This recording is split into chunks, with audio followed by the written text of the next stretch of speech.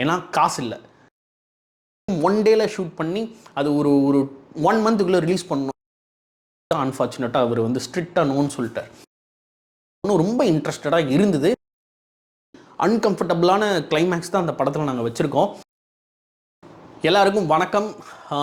இப்போ நீங்கள் பார்க்க போகிறது நரிக்குழி எதனால பாஸ் பண்ணி வச்சுருக்கிறோம், பிளாஸ்ட் த பாஸ்ட் எதனால ஷூட் பண்ணணும், இதில் நான் பண்ண மிஸ்டேக்ஸ் தான் என்ன அப்படிங்கிறதா இந்த ஃபுல் வீடியோவோட கான்செப்டே. ஸோ ஃபிலிம் மேக்கர்ஸ் டெஃபினட்டாக நீங்கள் இதை ஸ்கிப்பே பண்ணாமல் பாருங்கள். இல்லை ஹெட்ஃபோன் இருக்குன்னா மாட்டிட்டு பாட்காஸ்ட் மாதிரி கேட்டுக்கோங்க. அது உங்களுக்கு இன்னும் பெனிஃபிட்டாக இருக்கும். மூஞ்சி பார்க்க இரிட்டேட்டாக இருந்துச்சுன்னா பூரா கம்பி கட்ட அனுப்பியிருக்கு. கம்பி தான் சூப்பரா இருக்கும்.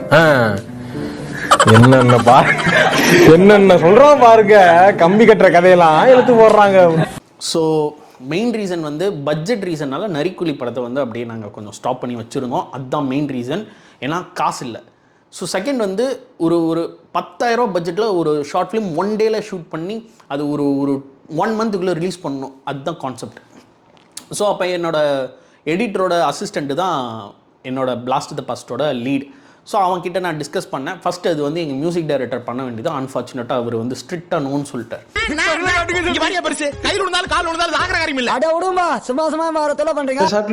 நானே பண்ணிடுறேன்.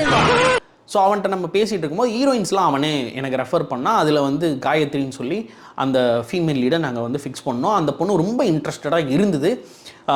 ஸ்கிரிப்ட்லாம் சொன்னோம், நரேட் பண்ணோம், அதுக்கு ரொம்ப பிடிச்சிருந்துச்சு. அந்த பொண்ணு நிஜமாகவே அந்த கண்டென்ட்டை எங்களை பிலீவ் பண்ணி இந்த படத்தில் நடித்தாங்க, பிளாஸ்ட் த பாஸ்ட் படத்தில். ஏன்னா அந்த கண்டென்ட் வந்து ஒரு டாக்ஸிக் ரிலேஷன்ஷிப்பை வந்து ஓப்பனாக டிஸ்கஸ் பண்ணுற கான்செப்ட் அது. ரெண்டாவது ஒரு அன்எக்ஸ்பெக்டடான ஒரு மாதிரி அன்கம்ஃபர்டபுளான கிளைமேக்ஸ் தான் அந்த படத்தில் நாங்கள் வச்சுருக்கோம். அதுக்கு ரீசன் என்னன்றது நான் பேக்கெண்டில் சொல்கிறேன். ஸோ நாங்கள் வந்து ஷூட் வந்து பக்காவாக பிளான் பண்ணோம். ஆஸ் பர் பிளான் நரிக்குழியோட அப்படியே அந்த டெக்னிக்கல் டீம் பிளாஸ்ட் த பாஸ்ட்டுக்கு அப்படியே ஜாயின் ஆச்சு. 1 டே தான் ஷூட். போனோம், கோயம்புத்தூரில் பட்டுன்னு வச்சோம், மாஸ் பண்ணி எடுத்துகிட்டு வந்துட்டோம். அப்போ ஷூட்டிங் எடுக்கும்போது எங்களுக்கு நிறையா பப்ளிக் பிளேஸ்ன்றதுன்னா நிறைய ப்ராப்ளம்ஸ் இருந்தது. பட் ஒரு வழியாக ஷூட்டை முடிச்சுட்டு நாங்கள் வந்துட்டோம். ஸோ படம் வந்து எடுத்து முடிச்சாச்சு. எடிட்டிங் ப்ராசஸ் ஸ்டார்ட் பண்ணியாச்சு. ஸோ எடிட்டிங் ப்ராசஸ் போக போக போக போக போக போக பட்ஜெட் அப்படியே லைட்டாக ஏறுது. என்ன ரீசன்னா, எடிட்டிங்க்கு வந்து காசு கம்மி தான். ஆனால் அதுக்கடுத்து போன இடம் வந்து பார்த்திங்கன்னா எஸ்எஃப்எக்ஸ். அங்கே எனக்கு நியர்பை ஒரு 10,000 ஆகிடுச்சு. நான் பிளான் பண்ண பட்ஜெட்டே 10,000 தான். இப்போவே எனக்கு வந்து 20,000 ஆகிடுச்சு. நான் பே பண்ணிட்டேன். ஸோ எஸ்எஃப்எக்ஸ் பண்ணதுக்கு அடுத்து படம் வந்து மியூசிக் டைரக்டர்கிட்ட போச்சு. மியூசிக் டைரக்டர் படம்லாம் பார்த்துட்டு ஆக்சுவலாக ஆல்ரெடி ஒரு சாங் வச்சுருந்தாப்புல. அந்த சாங்க்கு மைண்டில் வச்சு தான் நாங்கள் இந்த படமே நாங்கள் ரெடி பண்ணோம். அன்ஃபார்ச்சுனேட்டாக அந்த சாங் தரவே மாட்டேன், நான் புதுசாக ஒரு சாங் தரேன்னு சொல்லி கொடுத்தாப்புல. அந்த சாங் தான் மலை மேகமே. ஆக்சுவலாக மலை மேகம் அது கீழே இருக்குது. அந்த லிரிக்கல் வீடியோஸ் எல்லாமே இருக்கும், நீங்கள் செக் பண்ணி பாருங்கள். ஸோ மியூசிக் டைரக்டர்கிட்ட படம் போனோடனே கொஞ்சம் கொஞ்சமாக படம் வந்து அந்த டைம் வந்து எடுக்க ஆரம்பிச்சிருச்சு. ஆக்சுவலாக அது மியூசிக் டைரக்டர் எடுத்த டைமில் படம் வந்து எடுத்துக்கிட்ட டைம் அப்படின்னு தான் நாங்கள் டெக்னிக்கலாக பேசுவோம். ஸ்கோரிங் கூட அவன் ஈஸியாக முடிச்சிட்டான். சாங் வந்து இழுத்துக்கிட்டே இருந்தது. நான் ப்ரோ ஒரு அளவுக்கு தான் ப்ரோ, எல்லாமே சும்மாலாம் நோண்டக்கூடாது ப்ரோ. நியர்பை ஜூனில் முடித்த படம் எனக்கு வந்து அவுட்டே வந்து எனக்கு வந்து அக்டோபர் எண்டு நவம்பர் ஸ்டார்டிங்கில் தான் வந்துச்சு. ரீசன் என்னென்னா, அதுக்குண்டான ப்ராசஸ் வந்து பெருசாகிடுச்சு. அந்த சாங்கை வந்து நம்ம அந்த மூடுக்கு வந்து நம்ம ரெடி பண்ணணும், ஆர்டிஸ்ட் பிடிக்கணும், ரிலிக்கல் பண்ணணும் அப்படின்றதுனால அது பெருசாகிடுச்சு. இந்த படத்துக்கு வந்து பாடல் வரிகள் எழுதினது வந்து மணிகண்டன், அதாவது நரிக்குழிக்கு அனிமேஷன் பண்ணவர் தான் இந்த படத்துக்கும் பாட்டு எழுதினார். ஹலோ, இதுக்கு மேல ஒரு அடி விழுந்துச்சு என்னடா பண்ணுவ? சேகர் செத்துருவேன். யாருடா சேகர்? வேற யாரு? நான் தான். ஸோ அதே டீம் தான். பெருசாக எங்களுக்கு ஒன்றும் அவர் பேமெண்ட்லாம் கூட நம்மகிட்ட கேட்குறது கிடையாது. ஏன்னா ரொம்ப க்ளோஸ் தான். விஆர்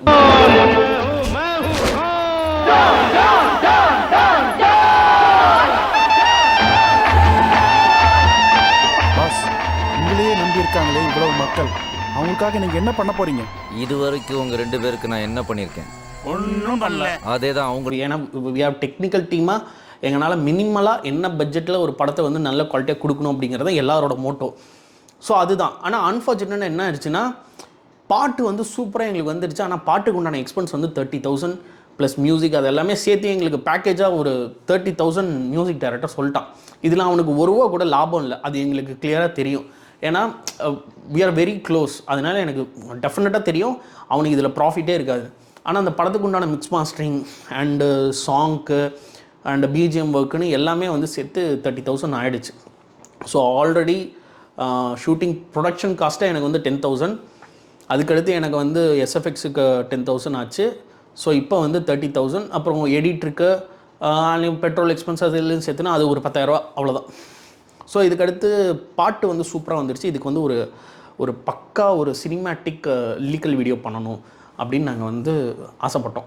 அப்போ தான் நம்மளோட பப்ளிசிட்டி டிசைனர் கோகுல், ஆல்ரெடி நரிக்குலிக்கு அவன் தான் எல்லாமே பண்ணியிருக்கான்.